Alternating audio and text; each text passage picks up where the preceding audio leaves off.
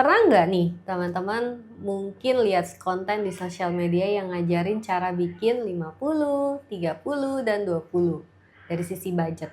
Nah, lalu di slide berikutnya ada yang bilang bahwa download ya aplikasi di link di bawah ini akan dapat bonus 50.000.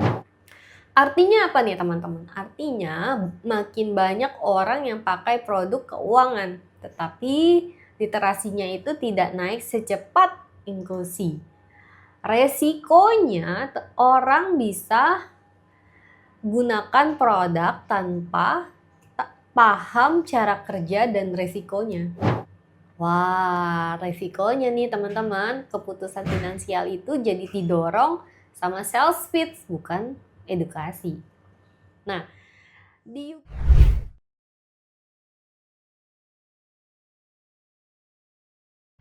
Halo semua, kembali lagi di Tanya Ahuy yuk. Buat teman-teman yang belum subscribe dan follow Tanya Ahuy, silakan subscribe ya di channel di bawah ini. Pernah nggak nih teman-teman mungkin lihat konten di sosial media yang ngajarin cara bikin 50, 30, dan 20 dari sisi budget. Nah, lalu di slide berikutnya ada yang bilang bahwa download ya aplikasi di link di bawah ini akan dapat bonus 50.000. Nah, sama-sama ngomongin uang, tetapi sebenarnya ada dua hal yang berbeda banget nih. Yang satu itu ngomongin edukasi dan yang lain itu ngomongin promosi afiliasi. Yuk kita bedah perbedaan biar kita tidak salah kaprah. Nah, ada data dan tren. Kenapa sih edukasi itu penting? Nah, menurut literasi keuangan Indonesia dari SNLIC, OJK, dan BPS, di tahun 2024 itu ada sekitar 65,43%. Dan di tahun 2025 ada sekitar mengalami kenaikan menjadi 66,46%. Sedangkan dari sisi inklusi keuangan di tahun 2024 itu ada 75,02% dan tahun 2025 itu naik menjadi 80,51%. Artinya apa nih teman-teman? Artinya makin banyak orang yang pakai produk keuangan, tetapi literasinya itu tidak naik secepat inklusi. Resikonya orang bisa gunakan produk tanpa paham cara kerja dan resikonya. Nah, promosi afiliasi itu punya tantangan yang sangat transparansi. Kalau dari studi global itu hanya sekitar 10% konten afiliasi di YouTube dan Pinterest yang mengungkapkan bahwa affiliate disclosure. Artinya ada 90% nih konten promosi yang terselubung. Jadi audiensnya itu sering tidak sadar bahwa konten yang mereka konsumsi adalah iklan. Wah, resikonya nih teman-teman, keputusan finansial itu jadi didorong sama sales pitch, bukan edukasi. Nah, di UK sendiri itu melakukan penelitian di studi kasus Finfluencer di tahun 2025, jadi baru banget nih, bahwa penelitian terbaru di UK bahwa Finfluencer itu atau financial influencer itu punya peran besar menyebarkan literasi keuangan. Nah, ini menjadi masalah karena banyak konten yang bercampur antara tips edukasi dengan promosi produk. Akibatnya nih, teman-teman, audiensnya itu sering bingung apakah ini adalah nasihat netral atau iklan terselubung. Nah, oleh karena itu, regulasi di UK menekankan pentingnya wajib disclaimer dan tanggung jawab dalam konten keuangan. Nah, di Indonesia sendiri itu ada salah satu mahasiswa yang melakukan penelitian tentang ini. Jadi penelitiannya itu menyatakan bahwa literasi keuangan, modal sosial, dan teknologi finansial itu berpengaruh positif pada inklusi keuangan mahasiswa. Artinya, edukasi keuangan nyata dampaknya. Bukan hanya teori, tetapi membuat lebih banyak orang mampu mengakses dan menggunakan produk keuangan dengan bijak. Nah, Edukasi keuangan itu apa? Edukasi keuangan itu tujuannya sederhana banget nih teman-teman. Jadi meningkatkan literasi dan pemahaman finansialnya kita. Bentuknya bisa macam-macam. Ada workshop, seminar yang diadakan oleh OJK, artikel di media, podcast, sampai konten edukatif yang ada di sosial media. Nah, ciri-ciri utama edukasi adalah netral dan berbasis data nih teman-teman. Jadi edukasi itu diarahkan ke satu produk tertentu, tetapi fokusnya pada skill dan mindset. Bagaimana cara kita mengatur budget, melindungi diri lewat proteksi, memahami investasi dasar, atau mengelola utang yang sehat. Misalnya, ada konten yang membahas cara mengelola gaji bulanan dengan metode 50, 30, dan 20. Nah, itu jelas bentuknya edukasi. Penelitian mendukung hal ini juga di tahun 2019 menunjukkan bahwa literasi keuangan itu terbukti meningkatkan financial well-being jangka panjang. Nah, dari studi OJK 2022 ternyata hanya 31% generasi milenial yang benar-benar paham produk investasi yang mereka gunakan. Artinya edukasinya masih sangat dibutuhkan. Nah, selain itu ada yang namanya promosi afiliasi. Jadi berbeda dengan edukasi nih teman-teman. Jadi promosi afiliasi itu tujuannya sebenarnya adalah lebih kepada menjual produk atau layanan tertentu. Biasanya dengan imbalan komisi dan bentuknya itu bisa berupa link referral. Jadi kode promo atau review produk. Nah, ciri khas dari promosi afiliasi adalah selalu ada call to action spesifik. Klik link saya ya, atau pakai kode promo.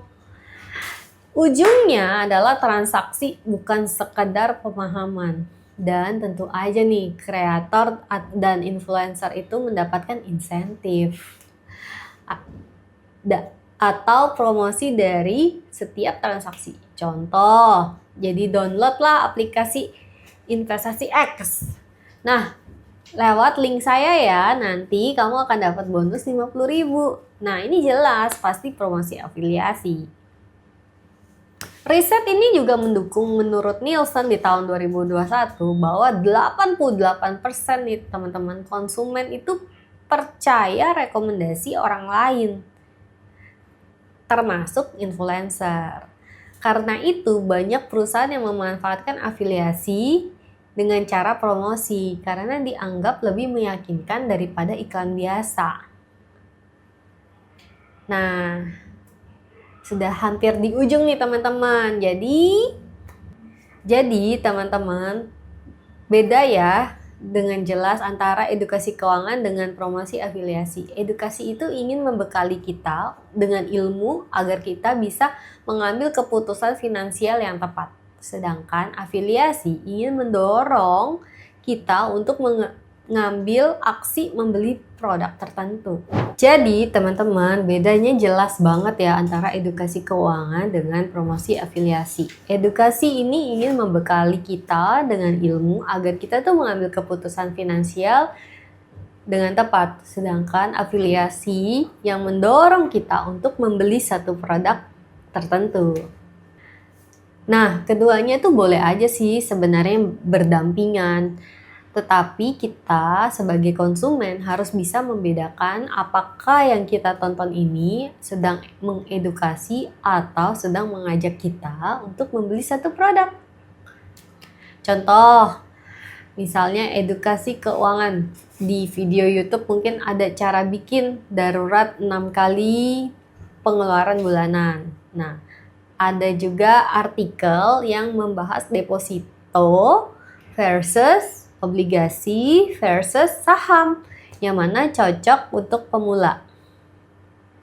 Nah, kalau promosi afiliasi ini kayak contoh kalau teman-teman di TikTok review aplikasi saham, di akhirnya ada link referral. Nah, itu bisa dibilang itu promosi afiliasi. Atau di IG story, beli emas digital di aplikasi Y. Jangan lupa pakai kode saya. Nah, Itu adalah contohnya teman-teman. Nah, kalau kita lihat secara perbedaannya edukasi keuangan itu, tujuannya tuh adalah literasi. Dia netral, berbasis teori, dan hasilnya itu adalah pengetahuan. Sedangkan promosi afiliasi adalah tujuannya transaksi nih teman-teman. Jadi ada kode referralnya dan hasil penjualan atau komisi. Nah, bahayanya jika tercampur, banyak orang yang terkecoh mengira promosi sama dengan edukasi. Potensi bahaya itu pertama, keputusan finansial tidak rasional, jadi ikut tren bukan kebutuhan. Nah, kemudian yang kedua adalah resiko kerugian, contohnya ikut kripto yang lagi hype, kita nggak paham, jadinya pas itu bisa turun. Atau yang ketiga adalah kehilangan fokus dari tujuan finansial, turun kepercayaan publik, dan berujung semuanya dianggap jualan. Nah, ada riset yang mendukung juga bahwa studi di Harvard Business Review di tahun 2020 bahwa konsumen yang FOMO driven ya nih teman-teman, itu cenderung impulsif dan menyesal belakangan. Ya tentunya teman-teman menyesal itu selalu ada di akhir. Kok gue beli gitu kan? Nah, kasus nyata. Ribuan investor retail di Indonesia itu rugi karena ikut tren saham gorengan dan kripto tanpa edukasi. Itu menurut Kompas 2021. Nah, Cici Ahuy mau kasih tips nih buat teman-teman. Jadi tips praktis untuk sebagai audiens. Pertama, teman-teman tuh tanya dulu, konten ini ngajarin konsep atau ngajarin kita beli produk. Itu dulu. Yang kedua adalah cek transparansi. Kreatornya jujur nggak bilang ini afiliasi. Nah, tentunya kalau Cici Ahuy selalu bilang ya, kalau ada afiliasi, kita akan kasih tahu. Yang ketiga, kenali dulu nih kebutuhan diri kita. Jadi butuh sungguhan atau cuma takut ketinggalan yang namanya FOMO. Nah, yang keempat, cari sumber yang kredibel. Contohnya OJK, CFP, RFP, psikolog finansial, atau praktisi independen. Nah, yang kelima adalah literasi itu sebelum transaksi, pahami dulu konsepnya, baru pilih produk. Nah, ini ada pertanyaan yang mungkin teman-teman bisa renungin barengan sama Cici Ahuy ya. Kalau sudah, teman-teman boleh tulis di komen apa yang teman-teman dapeti gitu ya. Nah, kalau kalian lihat konten keuangan di sosial media, apa sih yang bikin kalian percaya? Nah, dari data kah, testimoni kah, atau kode promo? Nah, thank you ya guys sudah dengerin Tanya Ahuy. So, jangan lupa subscribe dan like video kita untuk dukung agar video-video berikutnya bisa tercipta. Thank you, bye-bye.